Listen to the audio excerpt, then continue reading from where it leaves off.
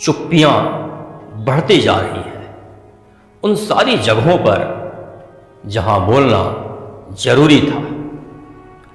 बढ़ती जा रही हैं वे जैसे बढ़ते बाल, जैसे बढ़ते हैं नाखून, और आश्चर्य कि वह किसी को गढ़ता तक नहीं। मैंने एक बुजुर्ग से सुना था कि चुप्पियां जब भी बढ़ती हैं, अंधेरे में नदी की तरह चुप हो जाता है एक पूरा समाज, और एक जीता जागता राष्ट्र भूल जाता है अपनी भाषा, और एक फूल के खिलने से ही दरक जाते हैं पहाड़। ऐसे में मित्रों, अगर बोलता है कुत्ता, बोलने दो उसे, क्योंकि वह वहां बोल रहा है जहां कोई नहीं बोल रहा है।